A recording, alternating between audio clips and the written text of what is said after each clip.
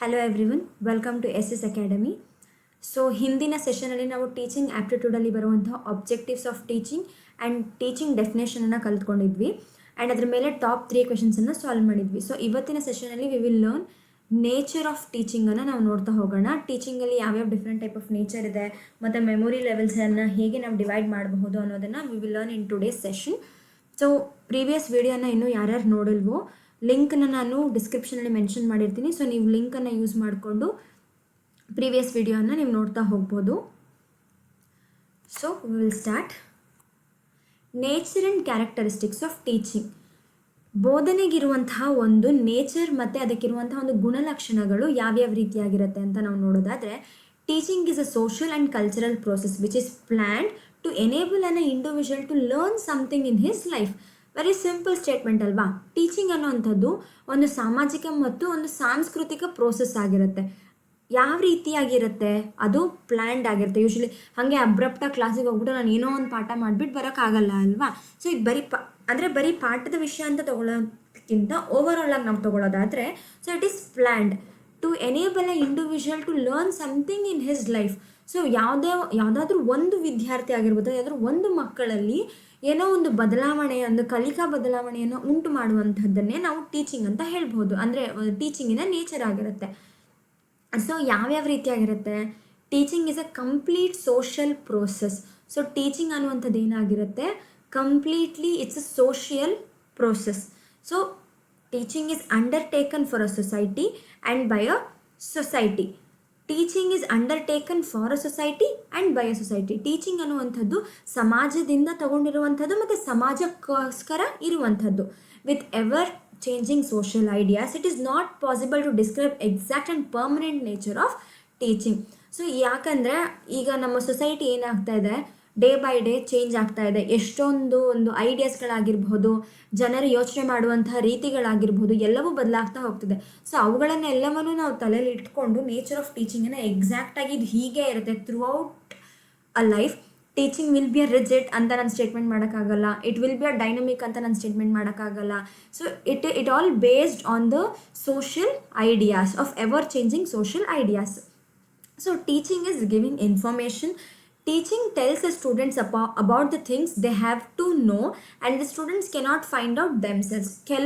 Teaching ಅಂದರೆ ಕೆಲವೊಂದು ವಿಷಯಗಳನ್ನು ಮಕ್ಕಳಿಗೆ ತಿಳಿಸ್ಕೊಡುವಂಥದ್ದಾಗಿರುತ್ತೆ ಮತ್ತು ಆ ವಿಷಯಗಳು ಅವ್ರು ತಿಳ್ಕೊಳ್ಳೇಬೇಕಾದಂಥದ್ದಾಗಿರುತ್ತೆ. ಈಗ ಫಾರ್ ಎಕ್ಸಾಂಪಲ್ ಫಂಡಮೆಂಟಲ್ ರೈಟ್ಸ್ ಆಗಿರ್ಬೋದು, ಅಬೌಟ್ ಕರ್ನಾಟಕ ಆಗಿರಬಹುದು, ಅಥವಾ ಈಗ ಯಾವುದೋ ಒಂದು ರೀತಿಯಾಗಿರುವಂತಹ ಒಂದು ಬ್ಯಾಂಕ್ ರಿಲೇಟೆಡ್ ಕೆಲಸ ಆಗಿರ್ಬೋದು. ಅಂದರೆ ಒಂದು ಬೇಸಿಕ್ ಥಿಂಗ್ಸನ್ನು ತಿಳ್ಕೊಳ್ಳೇಬೇಕು ಅನ್ನೋಂಥ ಒಂದು ಕೆಲವೊಂದು ಬೇಸಿಕ್ ಥಿಂಗ್ಸ್ಗಳಿರುತ್ತಲ್ಲ, ಅವುಗಳ ಬಗ್ಗೆ ಇನ್ಫಾರ್ಮೇಷನ್ ಕೊಡುವಂಥದ್ದೇ ಟೀಚಿಂಗ್ ಆಗಿರುತ್ತೆ. ಆ್ಯಂಡ್ ಕೆಲವೊಂದು ವಿಷಯಗಳನ್ನು ಮಕ್ಕಳು ತಾವಾಗಿ ಕಂಡು ಹಿಡ್ಕೊಳ್ಳೋಕ್ಕಾಗಲ್ಲ, ಅಂದರೆ ಫೈಂಡ್ ಔಟ್ ಮಾಡೋಕ್ಕಾಗಲ್ಲ, ಅಂಥದ್ದನ್ನು ತಿಳಿಸ್ಕೊಡೋದು ಕೂಡ ಟೀಚಿಂಗಿನ ನೇಚರ್ ಆಗಿರುತ್ತೆ. Communication of knowledge is a essential part of teaching. So ಟೀಚಿಂಗಿನ ಮುಖ್ಯ ಉದ್ದೇಶ ಅಥವಾ ಒಂದು ಏನು ಹೇಳ್ಬೋದು, ಎಸೆನ್ಷಿಯಲ್ ಅವಿಭಾಜ್ಯ ಅಂಗ ಅಂತಲೇ ಹೇಳ್ಬೋದು. ಅದೇನು ಅಂದರೆ ನಾಲೆಡ್ಜ್, ಅಂದರೆ ಜ್ಞಾನವನ್ನು ಅವರಿಗೆ ಟ್ರಾನ್ಸ್ಫರ್ ಮಾಡುವಂಥದ್ದು. Teaching is an interactive process. So teaching ಅನ್ನುವಂಥದ್ದು ಇಂಟರಾಕ್ಟಿವ್. ಈಗ ನೀವೇ ಯಾವುದೋ ಒಂದು ಲೆಕ್ಚರ್ ಸೆಷನ್ ಅಂತ ತಗೊಳ್ಳಿ, ಬರೀ ಅವ್ರು ಹೇಳ್ತಾ ಹೋಗ್ತಾ ಇದ್ರೆ ನೀವು ಬರೀ ಕೇಳಿಸ್ಕೊಳ್ತಾ ಹೋಗ್ತಾ ಇದ್ದರೆ ಅಲ್ಲೇನಾಗುತ್ತೆ, sometimes you will get bored of ಏನು ಹೇಳ್ತಿದ್ದಾರಪ್ಪ ಅಂತ ನಿಮಗೆ ತಲೆನೋವು ಬರೋಕ್ಕೆ ಶುರು ಆಗಿಬಿಡತ್ತೆ. ಸೊ ಹಾಗಾಗಿ ಟೀಚಿಂಗ್ ಏನಾಗಿರಬೇಕು, it should be a interactive process. ಅಂದರೆ ಮಕ್ಕಳು ಮತ್ತು ಟೀಚರ್ ನಡುವೆ ಒಂದು ಕಾನ್ವರ್ಸೇಷನ್ ಇರಬೇಕು, either through a sources or visualisation anything, ಅಥವಾ ಗೈಡೆನ್ಸ್. ಇವೆಲ್ಲದರ ಮುಖಾಂತರವು ಒಂದು ಇಂಟರಾಕ್ಟಿವ್ ಪ್ರೋಸೆಸ್ ಇರಬೇಕು, which is essential for guidance, progress and development of students. ಯಾಕೆ ಇಂಟರಾಕ್ಟಿವ್ ಇರಬೇಕು ಅಂತ ಅಂದರೆ, ಇವೆಲ್ಲವೂ ಮಕ್ಕಳಲ್ಲಿ ಪ್ರೋಗ್ರೆಸ್ಸನ್ನು ಉಂಟು ಮಾಡುತ್ತೆ, ಡೆವಲಪ್ಮೆಂಟನ್ನು ಉಂಟು ಮಾಡುತ್ತೆ. Teaching is a process of development and learning. Teaching ಅನ್ನುವಂಥದ್ದು ಒಂದು ವಿದ್ಯಾರ್ಥಿಯಲ್ಲಿ ಡೆವಲಪ್ಮೆಂಟ್ ಮತ್ತು ಒಂದು ಕಲಿಕೆಯನ್ನು ಕೂಡ ಉಂಟು ಮಾಡುವಂಥದ್ದು. So these are the nature of teaching. ಇನ್ನು ಜನರಲ್ ನೇಚರ್ಸ್ ಆಫ್ ಟೀಚಿಂಗನ್ನು ನಾವು ನೋಡ್ತಾ ಹೋಗೋದಾದರೆ, teaching causes a change in behaviour. Teaching ಅನ್ನುವಂಥದ್ದು ವಿದ್ಯಾರ್ಥಿಯಲ್ಲಿಯೇ ಒಂದು ಬದಲಾವಣೆಯನ್ನು ತರ್ತಾ ಹೋಗುತ್ತೆ. Teaching is an art as well as a science. ಹೌದು, why it is called as a art as well as a science ಅಂದರೆ, ಟೀಚಿಂಗ್ ಅನ್ನುವಂಥದ್ದು ಒಂದು ಸಿಸ್ಟಮ್ಯಾಟಿಕ್ ಸ್ಟಡಿ ಆಗಿರುತ್ತೆ. ಸೊ ಸಿಸ್ಟಮ್ಯಾಟಿಕ್ ಸ್ಟಡಿ ಅನ್ನೋದಕ್ಕೆ we will say it as a science. Virus art ಅನ್ನುವಂಥದ್ದು ಅದನ್ನು ನಾವು ಒಂದು ಒಳ್ಳೆಯ ವೇಯಲ್ಲಿ ಪ್ರೆಸೆಂಟ್ ಮಾಡಬೇಕು. ಎಷ್ಟೋ ಮಕ್ಕಳಿಗೆ ತುಂಬ ಕಲರ್ಫುಲ್ ಆಗಿದ್ದರೆ ತುಂಬ ಬೇಗ ಕಲಿತಾ ಹೋಗ್ತಾರೆ. So art is nothing but ಅದನ್ನು ಒಂದು ರೀತಿಯಲ್ಲಿ ಹೇಗೆ ಹೇಳ್ಬೋದು, ಒಂದು ಗುಡ್ ಮ್ಯಾನರಲ್ಲಿ ಪ್ರೆಸೆಂಟ್ ಮಾಡುವಂಥದ್ದಾಗಿರ್ಬೋದು. Teaching is a face to face encounter. It is a observable, measurable and modifiable. ನೀವು ಆ ಒಂದು ಟೀಚಿಂಗನ್ನು ನೀವು ಅಬ್ಸರ್ವ್ ಮಾಡ್ಬೋದು ಮಕ್ಕಳಲ್ಲಿ, ಮತ್ತು ಮೆಷರಬಲ್ ಅಂದರೆ ಎಷ್ಟರ ಮಟ್ಟಿಗೆ ಟೀಚಿಂಗ್ ಆಗಿದೆ ಅಥವಾ ಎಷ್ಟರ ಮಟ್ಟಿಗೆ ಕಲಿಕೆ ಆಗಿದೆ ಅನ್ನೋದ್ರ ಮೇಲೆ ಎಷ್ಟರ ಮಟ್ಟಿಗೆ ಟೀಚಿಂಗ್ ಆಗಿದೆ ಅಂತಲೂ ಕೂಡ ಮೆಷರ್ ಮಾಡ್ಬೋದು. ಮಾಡಿಫೈಯಬಲ್, ಈಗ ನೀವು ಟೀಚ್ ಮಾಡ್ತಿರೋ ವೇ ಏನಾದರೂ ಅದರಿಂದ ಲೈಕ್ ಲರ್ನಿಂಗ್ ಪ್ರೊಸೆಸ್ ಆಗ್ತಿಲ್ಲ ಅಂತ ಅಂದರೆ you can modify it. Teaching is a skilled occupation. So teaching ಅನ್ನೋಂಥದ್ದು ಏನಾಗಿರುತ್ತೆ, ಒಂದು teaching is a skilled occupation ಅಂದರೆ ಆ ಒಂದು ಯಾವುದೋ ಒಂದು ಕಾನ್ಸೆಪ್ಟ್ ಇದೆ, ಆ ಕಾನ್ಸೆಪ್ಟನ್ನು ನಾವು ಟೀಚ್ ಮಾಡಬೇಕು ಅಂತಂದರೆ ಇಟ್ ರಿಕ್ವೈರ್ಸ್ ಅ ಸ್ಕಿಲ್ ಅನ್ನೋ ರೀತಿ. Every successful teacher is expected to know the general methods of teaching learning situation. ಈಗ ಇಂಡಕ್ಟಿವ್ ಡಿಡಕ್ಟಿವ್ ಮೆಥಡ್ಸ್ಗಳಂತ ಇರುತ್ತೆ, 5E ಮಾಡೆಲ್ ಅಂತ ಇರುತ್ತೆ. ಸೊ ಈ ಎಲ್ಲ ಮೆಥಡ್ಸ್ ಆಫ್ ಟೀಚಿಂಗ್ಸ್ಗಳಲ್ಲಿ at least general methods of teaching ಟೀಚರ್ಗೆ ಗೊತ್ತಿರಬೇಕು. Teaching facilitates a learning. Major nature of teaching ಖಂಡಿತ ಅದೇ ಆಗಿರುತ್ತೆ. It should facilitate a learning. Teaching is both conscious and unconscious process. Teaching ಅನ್ನುವಂಥದ್ದು ಏನಾಗಿರುತ್ತೆ, ಅದು ಒಂದು ರೀತಿಯಲ್ಲಿ ಕಾನ್ಷಿಯಸ್ ಆಗಿನೇ ನಡೀತಾ ಹೋಗ್ತಿರುತ್ತೆ, ಅನ್ಕಾನ್ಷಿಯಸ್ ಪ್ರೋಸೆಸ್ ಕೂಡ ಆಗಿರುತ್ತೆ. ಯಾಕಂದರೆ ಈಗ ಟೀಚರು ಕ್ಲಾಸಲ್ಲಿ ಒಂದು ಸ್ಟಿಪ್ಯುಲೇಟೆಡ್ ಕ್ಲಾಸ್ ರೂಮಲ್ಲಿ ಏನು ಟೀಚ್ ಮಾಡ್ತಾ ಹೋಗ್ತಾ ಇರ್ತಾರೋ that is conscious one. Unconscious ಅಂತ ನಾವು ತಗೊಳ್ಳೋದಾದರೆ ಈಗ ಒಂದು ಟೀಚರ್ ಯಾವ ರೀತಿಯಾಗಿ ಬಿಹೇವ್ ಮಾಡ್ತಾ ಇರ್ತಾರೆ, ಯಾವ ರೀತಿಯಾಗಿ ಅವರ ಒಂದು ಆ್ಯಟಿಟ್ಯೂಡನ್ನು ಅವ್ರು ಕ್ಯಾರಿ ಮಾಡ್ತಾ ಇದ್ದಾರೆ, ಅವ್ರನ್ನ ಯಾವ ರೀತಿಯಾಗಿ ಪ್ರೆಸೆಂಟೇಬಲ್ ಆಗಿದ್ದಾರೆ, all those things are unconscious for them. But ಆದರೆ ಮಕ್ಕಳು ಏನು ಮಾಡ್ತಿರ್ತಾರೆ, ಅವ್ರನ್ನ ಅಬ್ಸರ್ವ್ ಮಾಡ್ತಾ ಇರ್ತಾರೆ, ಅಬ್ಸರ್ವ್ ಮಾಡ್ತಾ ಅವ್ರುಗಳು ಕೂಡ ಅದೇ ರೀತಿ ನಡ್ಕೊಳ್ಳೋಕ್ಕೆ ಪ್ರಯತ್ನ ಪಡ್ತಾರೆ. Teaching is from memory level to a reflective level. This is very important. ಏನು ಅಂತಂದರೆ ಟೀಚಿಂಗ್ ಅನ್ನುವಂಥದ್ದು ಒಂದು ಮೆಮೊರಿ ಲೆವೆಲ್, ಅಂದರೆ ನಾವು ನೆನ್ಪಿಟ್ಕೊಳ್ಳೋದ್ರ ಜೊತೆಯಿಂದ ಹಿಡಿದು ಎಲ್ಲಿವರೆಗೂ ರಿಫ್ಲೆಕ್ಟಿವ್ ಅಂದರೆ ಪ್ರತಿಫಲನ, ನಮ್ಮ ಕಲಿಕೆಯಿಂದ ನಾವು ಏನನ್ನು ತಿಳ್ಕೊಂಡಿದ್ದೀವಿ ನಮ್ಮನ್ನು ನಾವು ಅವಲೋಕನ ಮಾಡ್ಕೊಳ್ಳೋ ಲೆವೆಲ್ವರೆಗೂ ಬರಬೇಕು. ಅಂಥದ್ದನ್ನು ನಾವು ಟೀಚಿಂಗ್ ಅಂತ ಕರಿತೀವಿ. Teaching is a continuum of training, conditioning, instruction and indoctrinations. So teaching ಅನ್ನುವಂಥದ್ದು ಇವೆಲ್ಲ ಪ್ರೋಸೆಸ್ಸಿನ ಕಂಟಿನ್ಯೂಯೇಷನ್ ಥಿಂಗ್ ಆಗಿರುತ್ತೆ. ಸೊ ನೆಕ್ಸ್ಟ್ ನಾವು ಲೆವೆಲ್ಸ್ ಆಫ್ ಟೀಚಿಂಗನ್ನು ನೋಡೋದಾದರೆ, ಸೊ ನಾವು we have learned about nature and characteristics of teaching. Levels of ಟೀಚಿಂಗಲ್ಲಿ we have memory level of teaching, understanding level of teaching, reflective level of teaching. So in today's session we will learn memory level of teaching. Next upcoming ಸೆಷನ್ಸಲ್ಲಿ we will learn understanding level of teaching and reflective level of teaching. So ನಿಮಗೆ ಗೊತ್ತಿರಲಿ ಎಷ್ಟು different level of teaching ಇದೆ ಅಂತ ನಾವು ನೋಡೋದಾದರೆ, memory level, MLT, ULT, RLT. So these are the 3 types. So key points on memory level teaching. So memory level ಟೀಚಿಂಗನ್ನು ಕೆಲವೊಂದು key ಪಾಯಿಂಟ್ಸ್ಗಳನ್ನು ನಾನು ಇಲ್ಲಿ ಹಾಕಿರ್ತೀನಿ and I will go with point by point. ಯಾವುದಾದ್ರೂ ಪಾಯಿಂಟ್ಸ್ಗಳು ಮಿಸ್ ಆಗಿದ್ದರೆ ಸಮ್ಟೈಮ್ಸ್ ಹೇಳಬೇಕಾದ್ರೆ ನಾನು ಆ್ಯಸ್ ಯೂಶ್ವಲ್ ನಾನು ಈ ಒಂದು PDF ಅನ್ನು ಚಾನಲಲ್ಲಿ ಅಪ್ಲೋಡ್ ಮಾಡೋ ಕಾರಣ, ಲೈಕ್ ಟೆಲಿಗ್ರಾಮ್ ಚಾನಲಲ್ಲಿ ನೀವು ಅಲ್ಲಿ ಪಾಯಿಂಟ್ಸ್ಗಳನ್ನು ನೀವು ನೋಟ್ ಡೌನ್ ಮಾಡ್ಕೋಬಹುದು. ಆ್ಯಂಡ್ ಯಾವುದೇ ಡೌಟ್ಸ್ ಇದ್ರೂ ಕೂಡ ನೀವು ಕಮೆಂಟ್ ಸೆಕ್ಷನಲ್ಲಿ ಕಮೆಂಟ್ ಮಾಡಿ, ಎಲ್ಲದಕ್ಕೂ ನಮ್ಮ ಟೀಮ್ ಅವರು ನಿಮಗೆ ರಿಪ್ಲೈ ಮಾಡ್ತಾರೆ. Memory level teaching emphasis on presentation of a fact and a information and it's all about cramming. So ಈ ವರ್ಡ್ ನೀವು ನೆನ್ಪಿಟ್ಕೋಬೇಕು ಮೆಮೊರಿ ಲೆವೆಲ್ ಟೀಚಿಂಗಲ್ಲಿ. So memory level teaching word itself says, memory ಅಂದರೆ ಏನು, ನೆನ್ಪಿಟ್ಕೊಳ್ಳೋದು, ಜ್ಞಾಪನ ಇಟ್ಕೊಳ್ಳೋದು ಅಂತ ಹೇಳ್ತೀವಲ್ಲ ನಾವು. ಸೊ ಯಾವುದೋ ಒಂದು ವಿಚಾರ ಇರುತ್ತೆ, ಒಂದು ಇನ್ಫಾರ್ಮೇಷನ್. ಸೊ ಈಗ ಫಾರ್ ಎಕ್ಸಾಂಪಲ್ E = mc² ಅಂತ ಒಂದು ಈಕ್ವೇಷನ್ ಇದೆ. ಈ ಈಕ್ವೇಷನ್ನ ನೆನ್ಪಿಟ್ಕೊಂಡಿದ್ದೀವಿ ನಾವು, ಕರೆಕ್ಟಾ? ಈ ಈಕ್ವೇಷನ್ ಹೇಗೆ ಬಂತು, ಈ ಈಕ್ವೇಷನಿಂದ ಏನು ಉಪಯೋಗ, ಅವೆಲ್ಲ ನೆಕ್ಸ್ಟ್ ಥಿಂಗ್. ಬಟ್ ಈಗ ನಮಗೊಂದು ಈಕ್ವೇಷನ್ ಹೇಳ್ಕೊಟ್ಟಿದ್ದಾರೆ ಬೆಳಗ್ಗೆ ಕ್ಲಾಸಲ್ಲಿ, E = mc². ನಾನು ಅದನ್ನು ನೆನ್ಪಿಟ್ಕೊಂಡಿದ್ದೀನಿ, ಅದು ಹೇಗಿದೆಯೋ ಆ್ಯಸ್ ಇಟ್ ಈಸ್ ನಾನು ಪ್ರಸ್ತುತಪಡಿಸ್ತಾ ಇದ್ದೀನಿ. ಸೊ ಅದನ್ನು we call it as cramming ಅಂತ ಹೇಳ್ಬೋದು. ಸೊ ಮೆಮೊರಿ ಲೆವೆಲಲ್ಲಿ ಜಸ್ಟ್ ನೆನ್ಪಿಟ್ಕೊಳ್ತಾ ಹೋಗ್ತೀವಿ, ನಾವು ಇಲ್ಲೇನು ಅರ್ಥ ಮಾಡ್ಕೊಳ್ಳೋಕ್ಕೆ ನಾವು ಪ್ರಯತ್ನ ಪಡಲ್ಲ. Knowledge or information is gained by learner through a memorisation. So ಈ ಲೆವೆಲ್ ಆಫ್ ಟೀಚಿಂಗ್ ಏನಿರುತ್ತೋ ಅಥವಾ ಲರ್ನಿಂಗ್ ನಾವೆಲ್ಲರೂ ಕಲ್ತಿರ್ತೀವಿ ಅಲ್ವಾ. ಈ ಚಿಕ್ಕ ವಯಸ್ಸಲ್ಲಿ ಏನೋ ಒಂದು ಕ್ವೆಶನ್ ಆ್ಯಂಡ್ ಆನ್ಸರ್ ಇತ್ತು ಅಂತಂದರೆ ಅದೇನು ಅಂತ ಅರ್ಥ ಮಾಡ್ಕೊಳ್ಳಿದ್ದೀರೇ ಆ ಒಂದು ಪರ್ಟಿಕ್ಯುಲರ್ ಸ್ಟೇಟ್ಮೆಂಟ್ ಇತ್ತು ಅಂದರೆ ಅದನ್ನ ಬಹೆಟ್ ಹೊಡೆಯುವಂಥದ್ದು. It is the initial stage of teaching and induces the habit of rote learning of the facts and subject matters.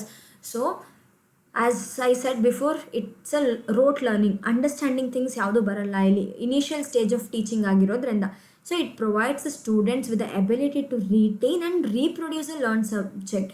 So ಏನನ್ನು ಹೇಳಿರ್ತೀವೋ ಆ ಹೇಳಿರುವಂತಹ ಒಂದು ವಿಷಯವನ್ನು ಜಸ್ಟ್ ಅವರು ರೀಟೈನ್ ಮಾಡ್ಕೊಳ್ತಾರೆ ಅಷ್ಟೇ ತಲೆಯಲ್ಲಿ. ಸೊ ರೀಟೈನ್ ಮಾಡಿಕೊಂಡು ಅದನ್ನು ರೀಪ್ರೊಡ್ಯೂಸ್ ಮಾಡ್ತಾ ಹೋಗ್ತಾರೆ. ಸೊ ಅದು ಬಿಟ್ಟು ಇಲ್ಲಿ ಹೆಚ್ಚಿನ ಕಲಿಕೆ ಏನು ಉಂಟಾಗಲ್ಲ ಈ ಟೈಪ್ ಆಫ್ ಟೀಚಿಂಗಲ್ಲಿ. It covers only knowledge based objectives. Bloom's ಟ್ಯಾಕ್ಸಾನಮಿಯಲ್ಲಿ ನಮಗೆ ಡಿಫ್ರೆಂಟ್ ಟೈಪ್ಸ್ ಆಫ್ ಆಬ್ಜೆಕ್ಟಿವ್ಸ್ ಕೊಟ್ಟಿದ್ದಾರಲ್ವಾ, ನಾಲೆಡ್ಜ್, ಅಂಡರ್ಸ್ಟ್ಯಾಂಡಿಂಗ್, ಅಪ್ಲಿಕೇಶನ್, ಅನಾಲಿಸಿಸ್, ಈ ಟೈಪ್ ಆಫ್ ಎಲ್ಲ ಒಂದು ಬ್ಲೂಮ್ಸ್ ಟ್ಯಾಕ್ಸಾನಮಿಯಲ್ಲಿ ಬರುವಂತಹ ಆಬ್ಜೆಕ್ಟಿವ್ಸಲ್ಲಿ memory level of teaching only knowledge based ಆಬ್ಜೆಕ್ಟಿವನ್ನು ಮಾತ್ರ ಅಚೀವ್ ಮಾಡೋಕ್ಕೆ ಸಾಧ್ಯ ಆಗೋದು. At this level, the student learns to identify, recall or remember the objects, events, ideas and retain in their memory. So ಈ ಒಂದು ಮೆಮೊರಿ ಲೆವೆಲ್ ಆಫ್ ಟೀಚಿಂಗಿಗೆ ಒಳಗೊಂಡಂತಹ ವಿದ್ಯಾರ್ಥಿಗಳು ಕೇವಲ ಏನೇನ ಮಾಡಬಹುದು ಅಂದರೆ, ಒಂದು ವಸ್ತು ತೋರಿಸಿರ್ತೀವಿ, ಅದನ್ನು ನೆನ್ಪಿಟ್ಕೊಂಡು ಆ ವಸ್ತುವನ್ನು ಐಡೆಂಟಿಫೈ ಮಾಡುವಂಥದ್ದಾಗಿರುತ್ತೆ, ಅಥವಾ ರೀಕಾಲ್ ಮಾಡ್ಕೊಳ್ಬಹುದು. ಯಾವುದಾದ್ರೂ ಈವೆಂಟ್ಸ್ ನಡೆದಿರುತ್ತೆ, ಈಗ 1947 ಏನಾಯಿತು ಆ ರೀತಿಯಾಗಿರುವಂಥ ಒಂದು ಈವೆಂಟ್ಸ್ ಡೇಟ್ಸ್ಗಳನ್ನು ನೆನ್ಪಿಟ್ಕೊಳ್ಳುವಂಥದ್ದಾಗಿರ್ಬೋದು. Teacher plays a very dominating and authoritarian role while instructing. ಯಾವುದೇ ವಿಷಯವನ್ನು ಹೇಳಬೇಕಾದ್ರೆ ಮೆಮೊರಿ ಲೆವೆಲ್ ಆಫ್ ಟೀಚಿಂಗಲ್ಲಿ ಟೀಚರು ಮೇಜರ್ ರೋಲನ್ನು ವಹಿಸ್ತಾರೆ. He or she will be a dominating or authoritarian. The evaluation system mainly includes oral, written and essay type examination. So ಇಲ್ಲಿ ನೀವು ನೋಡ್ಬೋದು, multiple ಚಾಯ್ಸಿಗೆ ಇಲ್ಲಿ ಯಾವುದೇ ರೀತಿಯಾಗಿರುವಂಥ ಸ್ಕೋಪ್ ಇಲ್ಲ.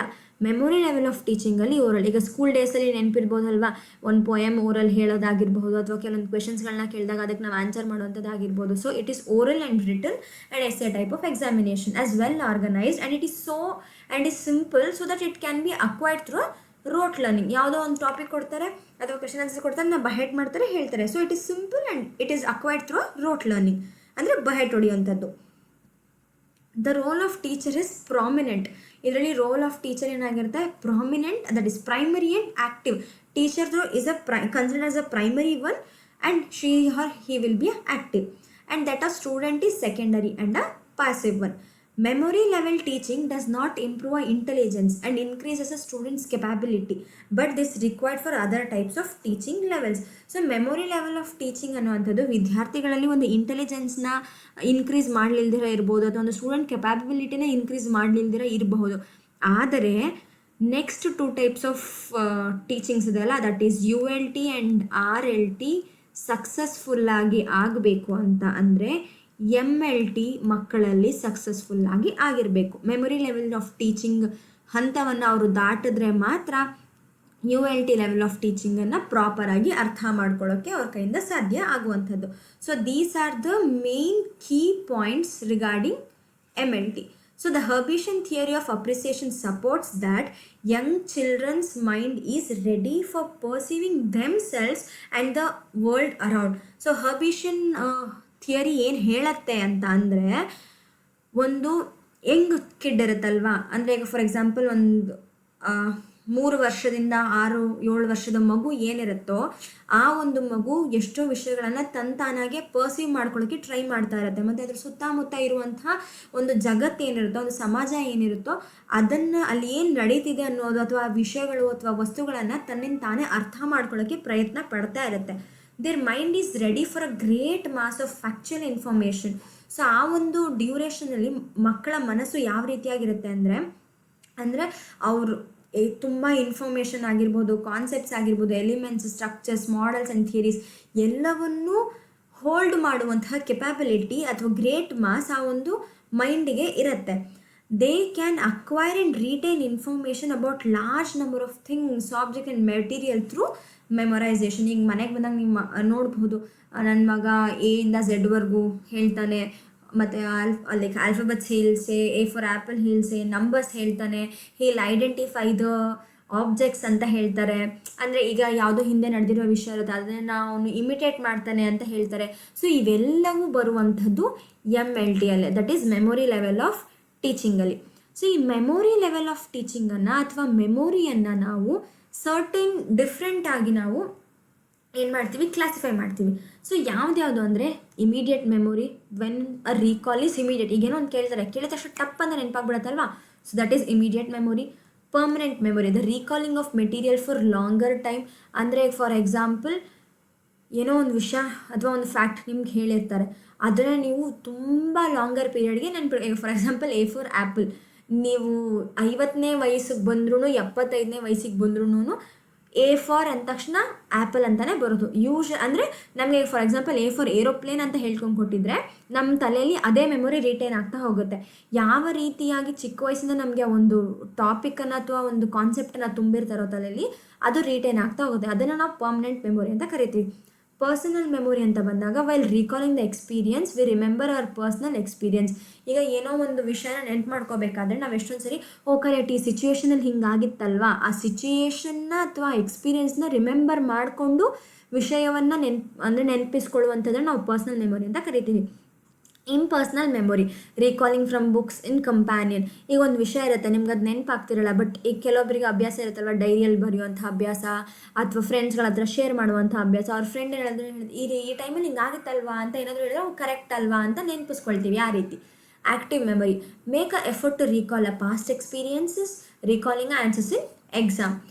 ರಾತ್ರಿ ಎಲ್ಲ ಓದಿರ್ತೀರ, ಬೆಳಗ್ಗೆ ಎಕ್ಸಾಮಲ್ಲಿ ಅದನ್ನು ರೀಕಾಲ್ ಮಾಡ್ಕೊಳ್ತಾ ಇರ್ತೀರ, ಟ್ರೈ ಮಾಡ್ತಾ ಇರ್ತೀರ. So that we call it is active memory.